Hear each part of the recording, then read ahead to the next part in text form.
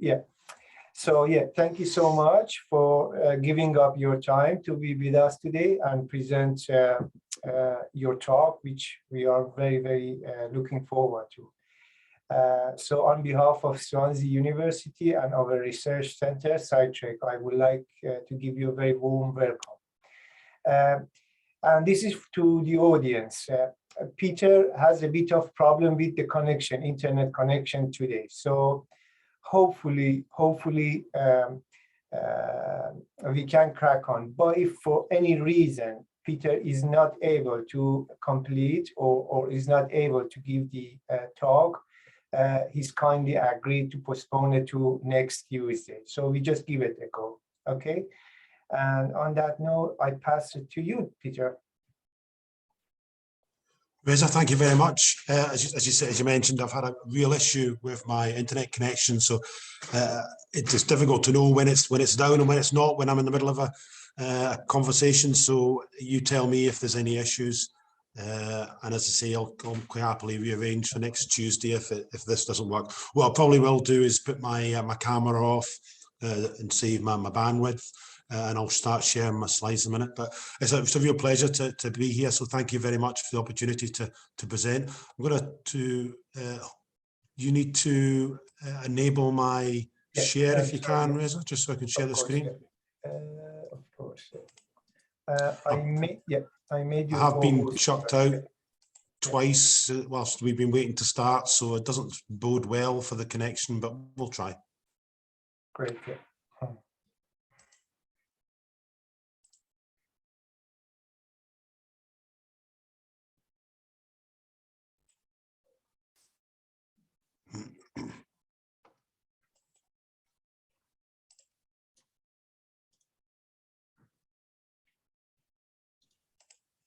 Oh, there we go.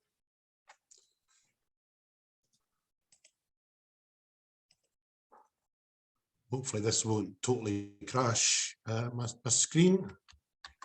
Yeah, we have your screen, yeah. And I'm assuming you can see that, okay? Yes, that's right, yeah. Yeah. Ideal. Okay.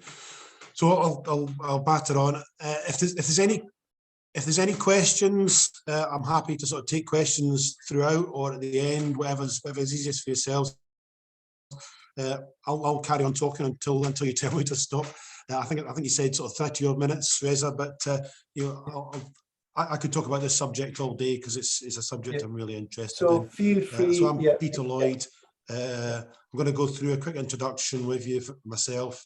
We'll talk about the history of OSINT within law enforcement, the issues around about training, compliance, technology, and potentially what the future could hold. But it depends on a lot of things, as future always does. So me, I'm Peter Lloyd. I'm a retired police officer. I served all my service in Police Scotland, and all my service was pretty much all of it was in intelligence arena, from interception of phone calls to human intelligence, surveillance, pretty much every area of intelligence I've had an input in it at some point in the 30 odd years that I worked in the police. The last 10 years I was focused on online investigations. So it's about 2011. I set up Police Scotland's Internet Investigations Unit back then, 2011, 2012. And the last 3 years of my service, I left the police in November 2020. The last nearly 4 years of my service, I was the capability manager for an organisation called the National Police Chiefs Council. And the National Police Chiefs Council, will come on to it later on, but it's a sort of strategic body that sits above all police forces and tries to provide a little bit of guidance and assistance in strategy and trying to make sure that police forces are doing things in a similar way. And that's a real challenge. I'll come on to that in a minute. And that's one of the sort of challenges that we face within policing. So the first bit, as I say, 45 forces across England and Wales, and then you've got Police Scotland on top of that, and other sort of national forces, BTP, etc. Huge network of organisations, but they are all autonomous. They all have their own chief constable. and they all, to a degree, can pretty much do their own thing. How they procure software, what services they do procure, etc., etc. So it's a real challenge in an area like that when you've got 43 basically small companies that are operating in this area. I'll give a bit of a disclaimer to begin with. Obviously, I'm an ex-police officer. Some of what I say might be slightly critical of policing. What I don't want to be is critical of police officers. They do a fantastic job. I know there's been some horrific stories in the papers, but on 99.9% of them do a fantastic job, under-resourced, undervalued, and not given the support maybe they should be. What the challenges I see in policing are very much at a strategic level, and a lot of it potentially comes down to this sort of structure of 43 forces, all with their own policies and processes and things like that. And I might be slightly critical of that, but never the individuals. There's some individuals out there that are doing a fantastic job with the limited resources, and great units doing a great job. And again, I'll come on to the challenges that they're facing, but they're still managing to do this great role. If you can imagine, and for the last 2 years or so, I've been working in the private sector and industry with different providers, helping them into the UK market. If you can imagine being somebody trying to sell into this market where you've got 43 forces, 45 forces, depending on whether you count the national ones or not. Some of them have got less than 1,000 officers. Excuse me. Some of them around about 1,000 officers. And you might be going to them looking to try and sell 1 or 2 licenses for a product. The return on investment for industry is really, really poor. It's really difficult to sell into the UK policing market because of the nature of it. I know today there was an announcement, but I think it was Deford Powers, Chief Constable, and he was looking at the potential to have a national police force in Wales. I totally get that. I totally understand the value and the benefits you could have from a national force. Seen it in Scotland. I know there was criticism of that. I'm quite happy to discuss that if anybody's particularly interested. But I think the current model we have has got too many flaws, too many small forces, and too many different policies and processes, and not enough strategy that pulls it all together. But again, we'll come on to that, I think, later on when I carry on through the presentation. I wanted to touch on a bit of history of OSINT, and I don't want it to bore you to death with this, but it is quite important to know where we've come from, I think, particularly from a policing perspective. So back in the 17th century, the first newspaper was published, English-speaking newspaper was published in Rome, believe it or not. And then we had the census back in 1801, the register of electoral rolls back in 1832. These are all things that, when I joined the police, not back in 1832, I hasten to add, but when I joined the police in the early 90s, this was pretty much what open source was. It was a collator, we called them, and it was basically a room full of books. It was a room full of voters' roll, hard copy voters' roll. You had loads of different yellow pages, which for those that don't know what yellow pages is, it's a directory of businesses, phone book of businesses. Obviously now we use Google, or we use the internet, but that's what OSINT was back in the early to late 90s. And we thought we were doing well. We were getting a lot of information from Companies House, from vehicles, etc. That was our intelligence. Obviously, we had our bits and pieces coming from our people, but that was very much what we had. And then, in the mid 90s, we had the internet sort of came online, and it was very much the internet back then. Sort of web 1.0 was very much a library in itself. It was a bit of an electronic library, and it allowed us to go and search these things online rather than having to go and flick through pages and stuff like that. But nothing massively changed. It was all the same data, pretty much the same data, but it was now online rather than having to go and get it hard copy. I mean, I've seen myself actually go to the office of the best desk of managers to create hierarchies of, you know, family trees and things like that. Obviously, we don't have to do that anymore. And then the biggest thing, that was the first website that was created back in the mid-90s. Again, it was a bit of a directory rather than an actual website. And then we had Web 2.0. So around about the sort of 2000, 2004-ish, we had Web 2.0, which made a huge amount of difference. And I'm probably teaching you guys to suck eggs, but this was the difference. This was MySpace, and then all the other platforms that started after that, Bebo, etc. And this changed, like overnight, this changed so much for us. Prior to this, as I say, we were limited in the data we could collect and where we were collecting it from. Then all of a sudden, we went from knowing who lived in a house, what the family sort of structure was, what cars they had, potentially what businesses had.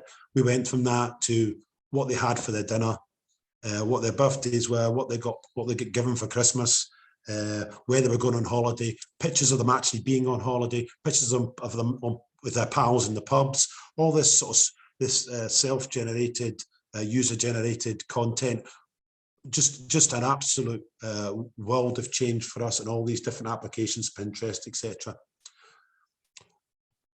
So not only did that change OSINT for us, but as a sort of law enforcement organisation, it changed a lot of other things, or it should have changed a lot of other things. It didn't straight away. OSINT, there's a definition I stole from Wikipedia yesterday. You know, we all know pretty much what OSINT is. It's publicly available data. In the policing, we you know, it's publicly available whether through payment or otherwise. So if you have to go on and you have to join something, you have to make a payment. We still consider it to be publicly available. So we had this situation where somebody putting something on Facebook, because they hadn't locked their privacy settings, because they hadn't protected their own data, was all of a sudden it was publicly available. But we weren't questioning whether that was right, whether it's ethical or not. So you know, the leap we had from, you know, doing housing checks and things like that, all the way through now, as I say, online, publicly generated data online, became a real challenge ethics wise. We were still following this open source sort of criteria way up until 2011, and the guidance up until 2011 was pretty much, if it's online and you can get it without having to talk to anybody, then it's open source and you can do what you want with it. I sat with a team of at that point, team of 6 investigators in Police Scotland, and we all actually felt, believe it or not, as investigators, this wasn't right. There was privacy issues there. If someone knew how to use Facebook, Bebo, whatever it was at the time, and knew how to lock their settings, then we couldn't see it. If they didn't know how to lock their settings, and bear in mind, all these social media platforms are by default open. If somebody didn't know how to do their settings, whether that's through a lack of ability, whether it's through some disability, whatever, then that was, at that point, that was their problem. For us, that wasn't right. You almost within policing, we have to make sure we look after people's human rights, ECHR, etc. We were almost allowing people to forego their human rights by omission. So if they didn't set their settings, if they didn't lock their data down, we would take that as a oh, well, that's free data. They're not worried about their privacy, so it's open source. That's not right. So we basically took open source and we thought that's not a terminology we need to be using. We know we shouldn't be reliant on the privacy that individuals put on their own data. We should be giving them that privacy, and we should be looking for authority. So in policing, we're governed by a lot of different regulations, etc. One of the main things for online investigation and for surveillance, etc., is a regulation of the Investigatory Powers Act, which makes some requirements of us before we actually conduct surveillance on somebody. It doesn't make surveillance lawful or unlawful, but it means when somebody comes and complains that we breached the human rights under ECHR, it means we've got some level of protection. If we followed the regulation of investigatory powers or RIPA, then we can say, well, we've followed those guidance. We thought it was justified, it was necessary, proportionate, and we can sort of justify that to the courts. So it's really a bit of a cover for us. It doesn't necessarily make it illegal or not. We decided that open source intelligence really wasn't good language for policing, basically because it doesn't matter if it's open source or not. It's how we gather that information, as I mentioned before. If we use covert tactics, if we go and do something underhand to go and gather that data, that's what we need to authorise, not the fact that someone's left it open for us to go and gather it. It's similar to, if you can imagine, somebody leaves their front door open. It doesn't mean that the police officer can just walk in and have a snoop round and see what's in their drawers. They might not have protected their security, but we can't do that. It's not right. We would need to get the right authority to go and either force entry or to make entry into the building. That's no different online, and we wanted to make sure that we took that online. So open source gave us a wrong message. It fed the wrong message into forces, and it actually became quite confusing for some officers, where you wanted to go and get an authority to go and do a search for open source, and you have to go and explain to a senior officer, yes, it was open source, but you need an authority because of such and such. And then the pushback would be, but it's open source. So if we don't talk about open source, then we don't have that problem. What we decided to talk about was internet intelligence and investigations, and that's more about what we do and not the privacy settings of what people have. So and that is the definition there. It's quite straightforward. It's just use the internet resources to gather information, etc. There's a bit of an add-on there. It also means that we can go into closed areas as well as open areas with the right authority, and we can gather metadata, etc., etc. But that's what we talk about now. Rather than open source or OSINT, we talk about internet intelligence and investigations. It's really funny that we touched on OSINT within policing, because it's the only int that we actually grabbed hold of and ran with. We never talked about SIGINT or HUMINT or any of the other ints that are using. The ints are very much a sort of military term. We never used them within policing. We had CHES, or covert human intelligence sources, for what would be called HUMINT. We had comms data records or lawful interception for what we called SIGINT. We never grabbed hold of the int until it was OSINT for some reason. I'm not really sure what the reason for that would be. So on top of the sort of definition, we need some way of deploying these officers. We need some way of making sure that the officers that are trained to do covert work, and those that aren't trained don't. So we look at deployment models. Now, when I was the capability manager for the National Police Chiefs Council, the strategic body that sits above all forces, for the most part, that strategic body is very much a guidance. It's it provides a little bit of support. It doesn't dictate, and it very rarely does it mandate that forces have to do something. Very rarely does it have the mandate to do that. Most of the time, it creates strategy and policy that it suggests forces should buy into. And this is one of the things that I helped create, was a sort of deployment model that we hoped forces would buy into. And you see there the different sort of levels of deployment. Core internet use is basically for everybody. So at the moment, we've got a number of forces. Most forces now give internet access to police officers. Would you believe it, back in 2018, most police officers probably couldn't access the internet whilst at work, even to do a Google search, to go and Google Maps, whatever. It just wasn't possible. Now I would suggest most of them have, and most of them are doing core internet use, which is just that basic, throwing something into Google or Bing or whatever, and see what comes back. It's not structured, it's not planned, it's not governed or anything. It's just how you would basically use the internet yourself at home, just throwing stuff in to get information back. Then we've got internet intelligence and investigations, which is more of a structured approach. It's a planned approach, and you'd have a strategy to how you're going to do this. And then finally, we've got covert internet intelligence investigations, which is basically the same, but we're using covert tactics. When I started, excuse me, 2011, everything was covert when we went online for some reason. And then when we went and did the sort of national work in 2018, asked the question to say, why is everything that we do covert when in the rest of policing we only use covert tactics when we have to? And no one could really answer the question. It was just how internet investigations have developed over the time. We're now trying to push to say that actually not everything online needs to be covert. You only need to be covert when it's justified, when it's necessary, when it's proportionate. We should have a presence as a police officer.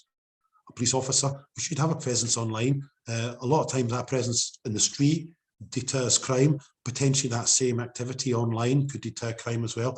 And then finally, the last sort of area, the last deployment is an area called undercover online.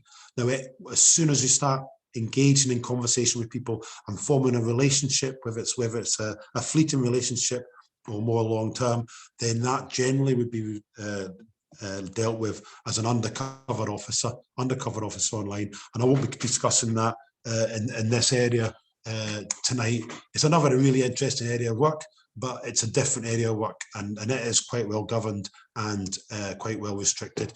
What we don't have is that governance potentially in the internet investigations and covert internet investigations. I'll move on. So say if there's any questions, please do shout out.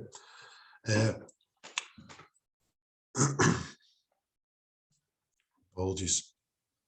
I think I went back. So there we go, training. We don't have any standards. We tried creating standards. We have a deployment model talked about, and within that deployment model we have different areas, and we've got suggested areas of competence within those different deployment models, but we don't have a standard. There isn't a course to go on to get accredited. There isn't a license to operate. There isn't anything that basically says you're qualified to do online investigations or you're not. Taking UC online separate, we'll do, as I say, that's a different area of work. But within online investigation, there is no box to tick to say you're qualified, etc. And this gives us a real problem. At the moment, the College of Policing has a course, but the number of people that require training and the number of people they can actually get in the course is just not sustainable. So there's loads and loads of companies out there offering training. It's a bit like the Wild West. Loads of people out there offering training, but because there's no standard, you don't know what training you're getting. Some of it I'm sure is really, really good. Some of it maybe not so. But because there's no standard, how do you measure it? How do you know when you're sending your team to go and get trained, they're actually getting trained in the right stuff and not the wrong stuff? A lot of the training that we see online, and maybe you've seen it yourself, is training to use tools. So OSINT, anybody can do OSINT. It's dead simple. You just get a computer and you start searching the internet. Anybody can do it. Also, you think the training that a lot of people have been presented with is around how do you do something on Facebook? How do you do something on Twitter? How do you manage to get the content from Instagram? How do you do these things and how do you bring it all together? For me, that's not the training that we need. What the training we need is a training of understanding. So understanding how Twitter works, understanding how Facebook works, understanding how the different platforms work, and understanding how that implicates or impacts on the authority that you might need to go and do that work. Understand on the operational security. So if I go into Facebook in my account and I start searching for somebody, do they know that I've gone searching for them? That's the sort of level of understanding we need, because if you have that, and if you train for understanding rather than for tools, then they can take that understanding into any area. They can take it into any platform, and they can deal with new platforms when they come forward. If you train them to use a platform or to only search through different platforms, then as soon as the platform changes and another one comes along, then you've got a real issue. One of the issues we've got as well is, and I say issues, potential issues. There's some fantastic tools out there, some really, really good tools that allow us to do some quite interesting bits and pieces around about social media monitoring or gathering of data automatically, etc. But we've spent a lot of time training some of these people to go and do that manually. And there's a real issue if we rely too much on tools to do things, then actually we're starting to de-skill our practitioners for the future. And when the tools don't work, how do they actually go and do their business? If they can't do it manually, they can't revert back to manual practices, then they're stumped. So you have to watch that we don't have a reliance on the tools that we're starting to use.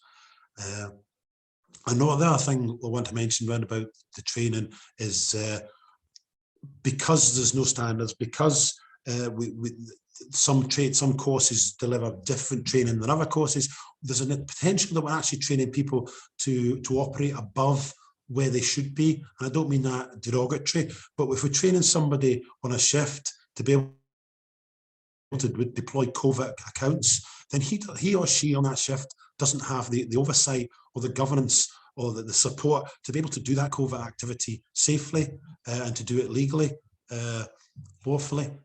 So we could be training people to do things actually they shouldn't be doing, and that's a real issue when you've got overtrained staff being underutilized. A, they'll lose the skill if they're not continually doing it, or B, they may actually just go and do what they've been trained to do and not know that actually what they're doing isn't regulated or should be regulated, and they haven't got the oversight. So there's issues there, real potential issues for us. Another area of challenges is technology. Again, standards. Now, these might be different standards, but they are standards and we don't have them. I'll just bring up all the key points and then I'll talk you through them. So standards, we've got loads of really good tools, but they don't potentially work with each other. You can't use one tool to gather data and then another tool to present the evidence. They don't necessarily work together because we haven't created those standards. And you might find that if you go and use one tool and you want to go and collaborate with an operation in another force, they're using a different tool, and actually the two don't meet. That's a real challenge for us, and it's actually quite easy to solve potentially, but it would take some effort. In practice, it's easy to solve, but it takes a little bit of effort. As I mentioned before, 45 forces, all with their own procurement sort of processes, and potentially their own sort of approach to development.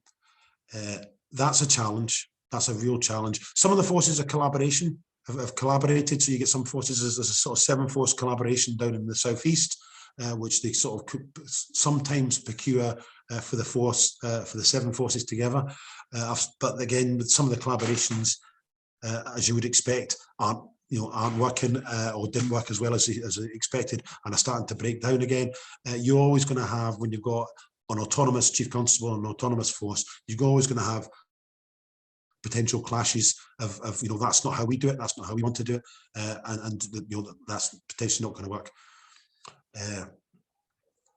One of the things you have with sort of procurement and development and standards, etc., is solutions that get embedded into processes. And I've been involved in a little bit of this recently, where we're trying to sort of bring a new solution to the market. Now, the new solution being brought to the market, and I'm not trying to sell it, I won't mention it, but it provides real-time intelligence insights. It's fantastic, as you'd expect me to say, because I'm trying to sell it. But the solution that potentially it was taken over from provided PDFs of intelligence on a sort of maybe a 30-minute basis or an hour. You could set up, you could produce it whenever you wanted. And a lot of processes had got a process in place where they accepted these PDFs every 30 minutes, and the processes where they read through them. And we wanted to provide them with real-time intelligence, so that it was presented to them on the screen as it came up. And they couldn't get through their heads that actually this was better than a 30-minute old or an hour old PDF that you had to read. And because that wasn't the processes they had, that wasn't the processes that were in place. So that can be a real challenge, trying to bring something new into a force where they've got a process that's embedded with a piece of software, or the software is embedded within the process. That can be a real challenge as well. Artificial intelligence and machine learning is a bane of my life, to be honest with you.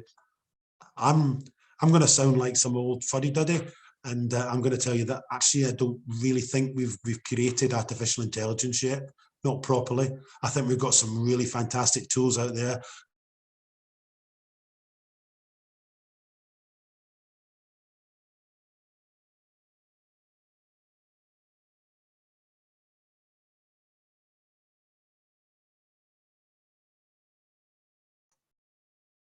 Peter, I think, can you hear us?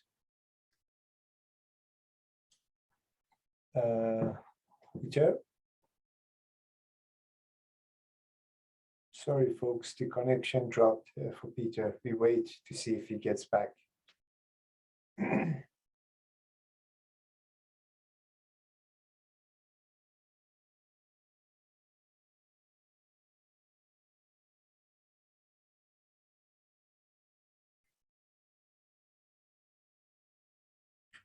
Hopefully he gets back.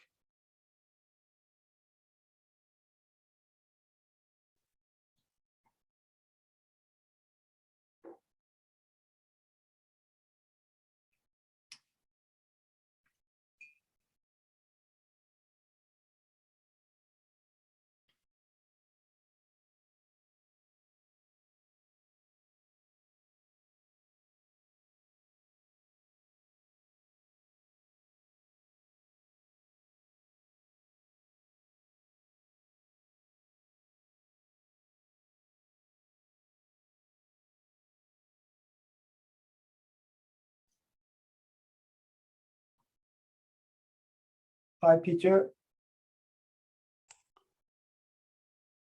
Hi, I'm back.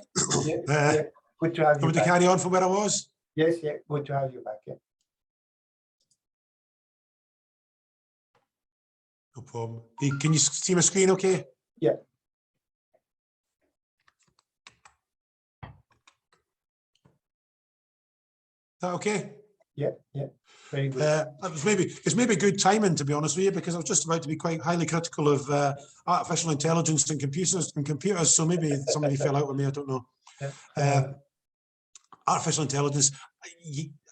Like I've seen so many solutions being sold as artificial intelligence, and very few of them I would class as truly artificial intelligence. There are some, I've no doubt there's some artificial intelligence out there. Not much is happening in that area in policing. It is an excuse to add a zero and potentially 2 zeros onto the price though. And we've definitely seen that. I believe that a lot of the solutions that we're using are the logical decisions that the solution's making. It's seen a pattern and it follows a pattern. For me, that's not artificial intelligence. It's not making a sort of intelligence decision. It's making a logic-based decision on what it's learned previously. Maybe it's my lack of understanding of what artificial intelligence is, but there's a lot of things being punted that I would suggest is a bit sort of snake oilish, and the cost involved is often prohibitive, and I'm not sure actually we're getting the value. I think sometimes people see it as a way of just adding, as I say, a zero onto the product. Machine learning, absolutely. That's an area that we need to embrace. But machine learning doesn't necessarily, for me, mean artificial intelligence. I think the two are totally separate, and I may be showing my ignorance of the technology. But I'll move on. I'm happy to have a conversation about that if anybody's particularly interested. Innovation, I'm conscious of time as well. Innovation, there's a lot of forces that would claim to be innovative and want to be innovative, and there's a lot of people out there a lot of individuals, police officers, that are really keen to be innovative. But again, I've been taking a solution around different forces that I would suggest is quite innovative and has a different approach to how we fuse intelligence. And even though I'm going to innovation teams, the first question I get asked is, but is anybody else using this? Have you sold it to anybody else yet? Not because they want to be first, but because they want to see how it's working somewhere else. That's an issue within policing. We have a fear of change. We've got a fear of failure. And I think a lot of the time it really does impact on us moving forward and sort of embracing new technologies and innovation, to be quite frank with you. There's a lot of talk in the industry about, fail to succeed. You've got to fail, fail fast before you can succeed. If you're not failing, then you're not moving fast enough. within policing, we're so scared of failure that we sort of we refuse to innovate sometimes, and we're waiting for somebody else to do it. The other one there was, which always makes me laugh, the sort of the cartoon is the too busy to change. And again, I've had that so many times where, you know, you can see someone is using a spreadsheet.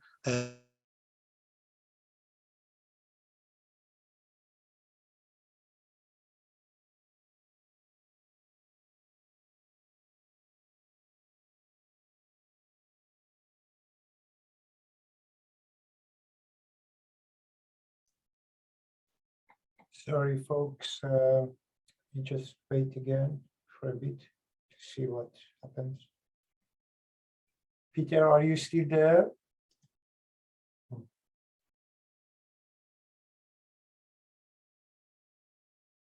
Abby, are you still there? Jade, are you still there? Simon, are you still there? I can see you, but I assume you are still there. So let's wait for Peter to come back.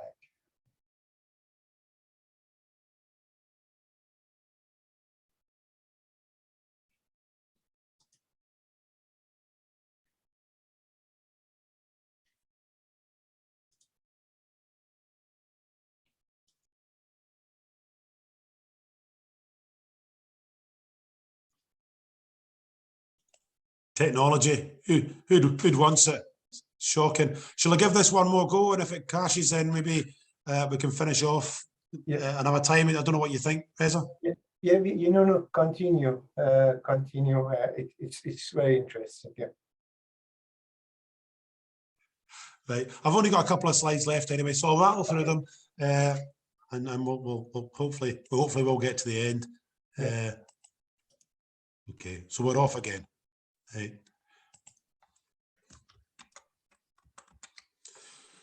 So yeah, too busy to change. That speaks for itself. And I've been in the office myself where we've had 300 child protection inquiries, which is quite daunting, and you feel a huge sense of responsibility when you've got, you know, potentially 300 children that are either being abused or you know, suffering ongoing abuse, and you're responsible for prioritizing those and making sure that you get a successful conclusion for it. I've lost you again there.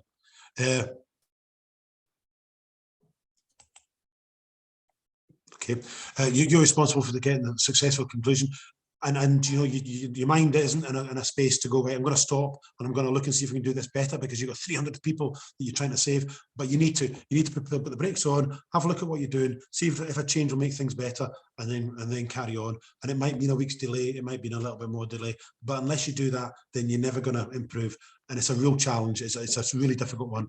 The other one is security. And again, I'm not going to dwell on this. You're the experts on security far more than me. But when you are selling technology into policing, the hoops and things you have to jump through to get sign off for your application to get it onto the network is absolutely phenomenal. And that's multiplied by 45. Because every time you go to a force, they'll want to do their own assessment, potentially do their own pen testing, all the rest of it. And there's no standard. There's no, like, you pass this, you know, ISO accreditation, and it's just taken as read that that's okay for everybody else. Every force will want to do their own bit. One thing I also am meant to mention here is the issues around about open source tools and paid for tools. If I give you an open source tool, I'll give it to a practitioner, they'll go on, they'll use it, and they'll not ask any questions. They'll just batter away, they'll file the data in, etc. But if I give you a paid for solution, I have to go through all these hoops, jumps, and all the rest of it to get security signed off. But if I'm the owner of a paid for solution, then the longevity of my solution relies on me looking after your data. If I don't look after your data and something happens, then my company goes bust. So where's the risk? Where's the biggest risk? Is it the risk that someone goes on and opens an open source solution and starts giving all the information to Russia? Or is the risk that you buy a solution from me and I don't look after your data properly? I'm not saying you don't need to do some, you know, checks on me. I'm not saying you don't need to do some due diligence, but, you know, where's the risk? And now I'm just going to finish off very quickly with the future. Okay. So the future would like to be blue skies, rainbows and unicorns, but we may never get there. Standards, so standards for deployment, so we're all deploying the same way. Standards for training, so we all know what we're training for. Standards for technology, so the technology can work across the platforms, and standards for procurement, so we can procure, or we can do things once and we don't have to do it 45 times across different forces. The regulations that we're working to just now, RIPA, etc., was never designed for the online world. It was written in the late 90s. It was actually written in between 1998 and 2000. It came into force in 2000, but it was written before that. And back then, as I say, the actual approach to online investigation was, okay, it's all rubbish. So if it's on there, you can grab it. You don't need to have any authorities. We've moved a long way from there, and we're now applying the sort of surveillance concept of RIPA into the online world, quite rightly, and we're giving people their protection that they should have always had. But it's really quite clunky trying to force the online world into regulations that were written in 2000. The funding and recognition, again, I'm not going to dwell on this too much, but if you look at the digital space within policing, there's a huge amount of money being spent on digital forensics. So, you know, the actual sort of physical abstraction of data from devices, a huge amount of money being spent on that. A huge amount of money being spent on comms data, so the movement of data between systems, the networks. Huge millions of pounds being spent on making sure that we can collect the data we get from that, and there's been very little, if any, money nationally spent on online investigations, because you don't need to do. You only need a laptop. That's what people think. That's all you know. You need a laptop and somebody to go and do the research. And what we need all this to be is practitioner-driven development. We've seen in the past where people develop tools for online investigation and then come and show them to practitioners, and they go, ta-da! And as soon as practitioners get hands on it, they go, actually, that's really good, but it doesn't do this. Well, it'd be really good if it did that. We don't do enough practitioner-driven development, and we could have far more collaboration between forces and industry. But you know, that would be the unicorn, the rainbows and the blue skies. That, I think we just managed to get to the end of my presentation. I'm more than happy to have sort of questions, have a discussion, if we can sort of maintain the internet connection. But that's me, and I'll stop sharing. Yeah, perfect. Good timing. Thank you very, very much, Peter. Any very questions? Yeah. Any questions for Peter? Am I the only one here? Question, but yeah. So Abby is thanking you, Peter, for the helpful talk. Oh, Simon has a question. Thanks so much for the really interesting talk, Peter. Really enjoyed that, and I found it really, really useful. I just had a couple of points I wanted you if you could just expand upon a little bit. And they were like at these different levels you're obviously talking about. So do you think the national level is that a lot more work needs to be done and coordinated from there? And then to kind of build on that a little bit more, it seems to be in a lot of these crimes are obviously go across borders. And we talk about kind of working with partner states in investigations. But I wonder if you had any kind of thoughts on that and how that actually works in practice, and how that could actually be improved in practice. Rather Yeah, you've broken up a little bit.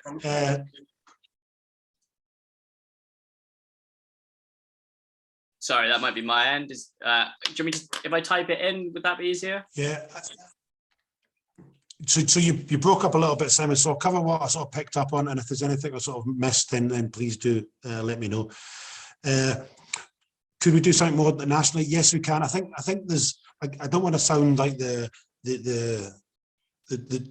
dooms, you know, that I'm bringing doom on policing, but I do think there's something fundamental that needs to change in policing, and I think the 45 force structure is probably one of them.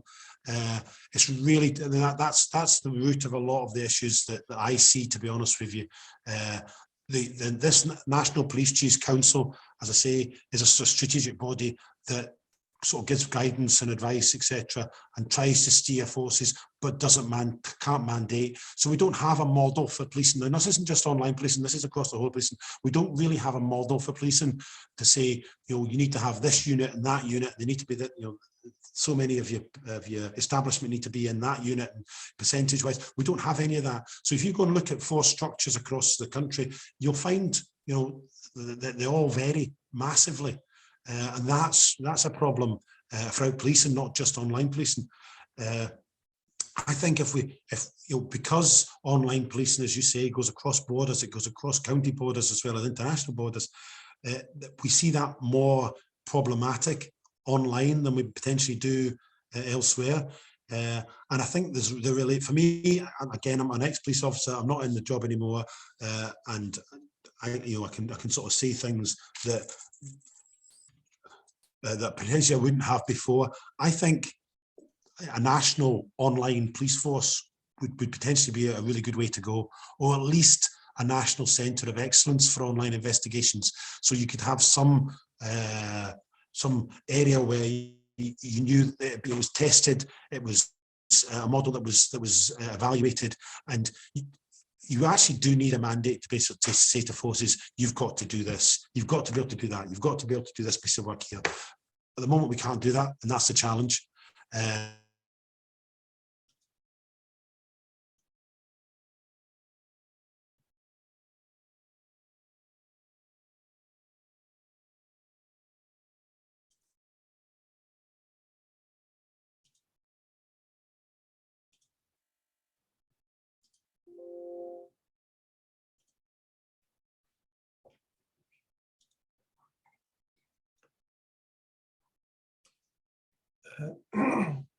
So we just wait, I guess. Yes. Sorry, Simon. No problem at all. These things always happen, and I think Peter had actually covered quite a lot of the point really well. So. Yeah.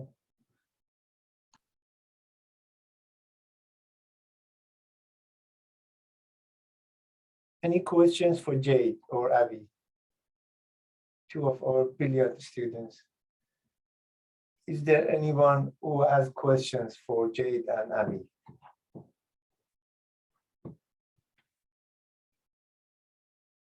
I'm joking. Wait. And Freya is nowhere to be found. Freya, are you still there?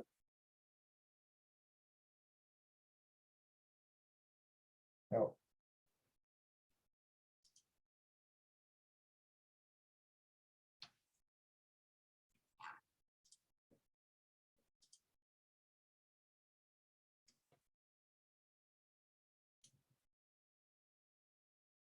Good. Very good, Abby. Yeah. Very good.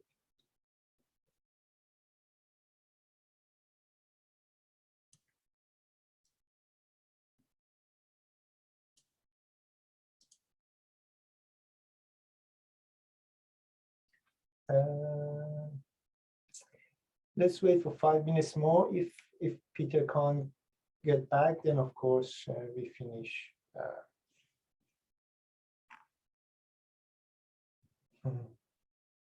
Very good.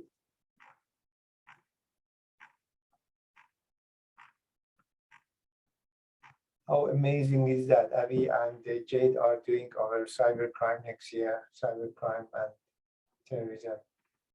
Yeah. Abby is staying, so she's not going back to the US or London to do degree there. So she's staying with us, and Jade is coming to do the MA there.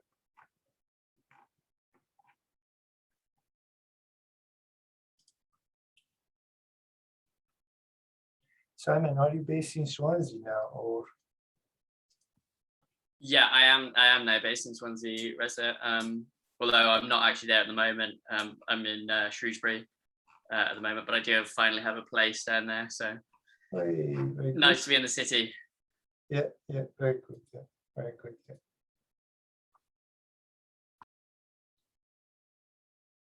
Very good. So Abby confirmed that she's doing the MA, Abby and Jade. Perfect.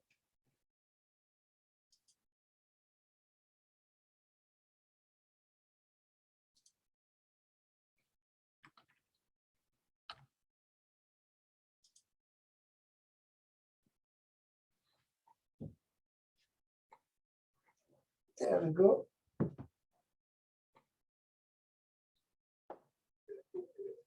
No, of course not, Jay. No, no. That was a bit naughty, but of course not. No, no, it's good. Yeah, all good.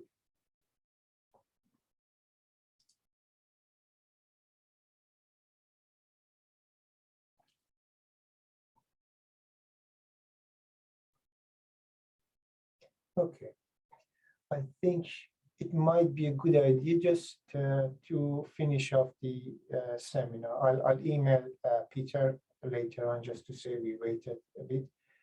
But yeah, that's it. Thank you so much, everyone, for coming along. It was lovely to see you all. And have a, oh yeah, Freya is here too. Yeah, and yeah. So yeah, it was, yeah, I think I enjoyed this session. It was really good. Yeah. Okay, folks. Thanks, Reza. It was really good. Yeah. Have a good afternoon, everyone. Take care. You too. Bye. Bye-bye. Thanks, Reza. Bye all. Bye bye.